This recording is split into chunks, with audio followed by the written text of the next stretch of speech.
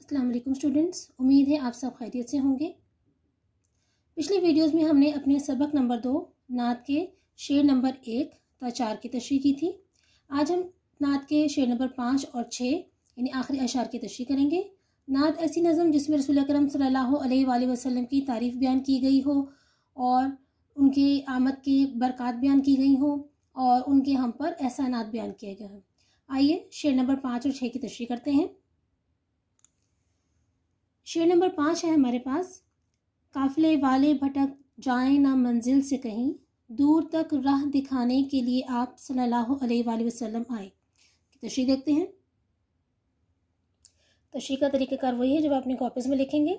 सबक नंबर 2 नात, नज़म है, शायर का नाम सागर सिद्दीकी, उसके बाद शेर का हवाला अलामत बैत लगाएंगे। उसके बाद शेर का हवाला लिखेंगे तो काफिले वाले अलामत हज़फ आप सल्लल्लाहु अलैहि वसल्लम आए। मुश्किल अल्फाज के मानी में देखें, भटक जाएं, गुमराह हो जाएं, राह दिखाने, हिदायत देने। तशरीह देखिए इसकी। शायर दुनिया के लोगों को काफिले से और रसूल अकरम सल्लल्लाहु अलैहि वसल्लम को एक रहनुमा से तशबीह देते हैं कि दुनिया के लोग ज़िंदगी के सफ़र में रास्ता भटक जाते हैं और मंजिल पर पहुंचने के लिए उन्हें रहनुमा की ज़रूरत होती है। शायर कहते हैं कि अल्लाह ताला ने इंसानों की हिदायत का सामान कर रखा है, इसलिए रसूल अकरम सल्लल्लाहु अलैहि वसल्लम को दुनिया में भेजा ताकि आप सल्लल्लाहु अलैहि वसल्लम गुमराह लोगों के इस काफ़िले को सीधा रास्ता दिखाएं, उनको असल मंजिल यानी खुदा की खुशनुदी हासिल करने तक पहुँचाएँ। आप सल्लल्लाहु अलैहि वसल्लम की तालीमात क़यामत तक के इंसानों के लिए सीधा रास्ता इख्तियार करने का वाहिद ज़रिया हैं। ये थी हमारी शेर नंबर 5 की तशरीह। अब शेर नंबर 6 पढ़ते हैं। शेर नंबर 6 है हमारे पास, जो इस नज़म का आखिरी शेर है। यहाँ पर चश्मे बेदार को असरार खुदाई बख्शे, सोने वालों को जगाने के लिए आप सल्लल्लाहु अलैहि वसल्लम आए। इसकी तशरीह देखिए। शेर नंबर 6 इसी तरह से बैत का निशान लगाएंगे, शेर का हवाला लिखेंगे, चश्मे बेदार को अलामत हज़फ और उसके बाद आप सल्लल्लाहु अलैहि वसल्लम आए। मुश्किल अल्फाज के मानी हैं।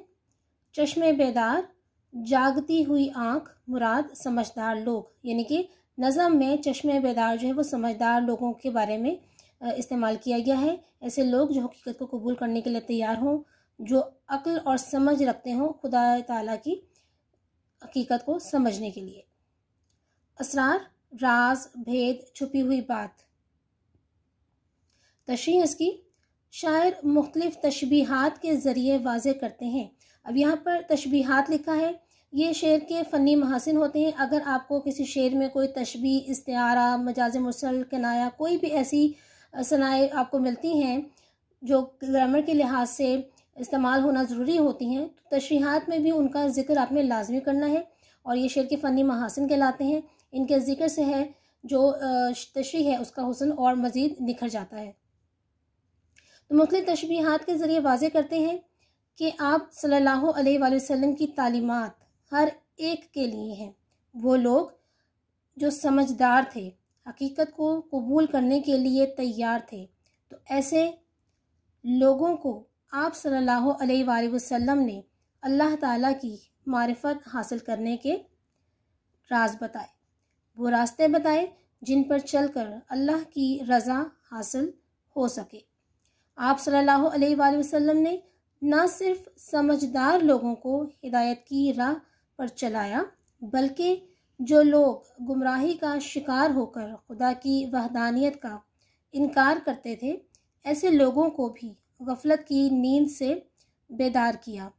उनकी ऐसी तरबियत की कि वो कौम जो जहालत की गहराइयों में गिरी थी, वो एक महज़्ज़ब कौम बनकर उभरी और तमाम दुनिया तक अल्लाह का पैगाम और रसूल सल्लल्लाहु अलैहि वसल्लम की तालीमात पहुँचाने का ज़रिया बनी। ये थी हमारे पास शेर नंबर 5 और 6 की तशरीह। آپ نے اسی طریقہ کار کو مد نظر رکھتے ہوئے پچھلی تشریحات کی طرح سے یہ آخری دو جو شعر ہیں ان کی تشریح کو بھی آپ نے کاپیز پہ خوش خط لکھنا ہے اور اچھی طرح سے ان کو یاد کرنا ہے۔ اگلے سبق تک کے لیے اجازت دیجیے۔ اللہ حافظ۔